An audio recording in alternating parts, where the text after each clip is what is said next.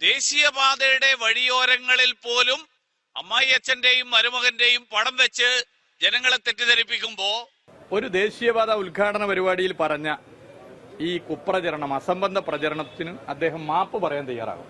ദേശീയപാതയിൽ കൊമ്പുകോർത്തിരിക്കുകയാണ് കേന്ദ്രമന്ത്രി വി മുരളീധരനും പൊതുമരാമത്ത് ടൂറിസം വകുപ്പ് മന്ത്രി മുഹമ്മദ് റിയാസും. ദേശീയപാത വികസനത്തിൽ കേന്ദ്രമന്ത്രി വി മുരളീധരനും മന്ത്രി മുഹമ്മദ് റിയാസും തമ്മിൽ വാക്പോര്. വഴിയോരങ്ങളിൽ അമ്മായിയച്ഛന്റെയും മരുമകന്റെയും പടം വച്ച് ജനങ്ങളെ തെറ്റിദ്ധരിപ്പിക്കുന്നു. പദ്ധതികൾ സംസ്ഥാനത്തിൻ്റെതാക്കാനാണ് ഈ നീക്കമെന്ന് വി മുരളീധരൻ പറഞ്ഞു. പൊതുപരിപാടികൾ രാഷ്ട്രീയ പ്രചാരണത്തിന്റെ വേദിയാകരുതെന്ന് സ്വയം പറയണമെന്നും വി മുരളീധരൻ.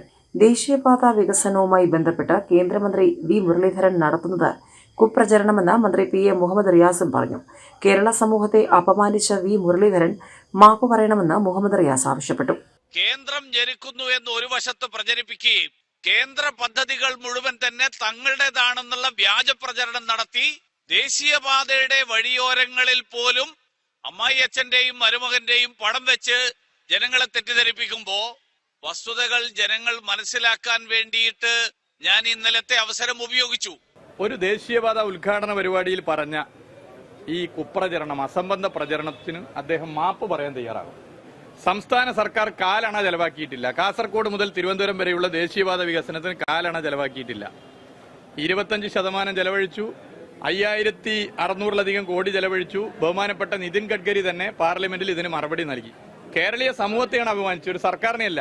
കേരളത്തിലെ ജനങ്ങളെ, കേരളത്തിലെ സർക്കാരിനെ രാഷ്ട്രീയ താല്പര്യത്തിന്റെ ഭാഗമായി ഇതുപോലൊരു പൊതുപരിപാടിയിൽ അദ്ദേഹം അപമാനിക്കുകയാണ് ചെയ്തത്. അതിന് അദ്ദേഹം മാപ്പ് പറയണം.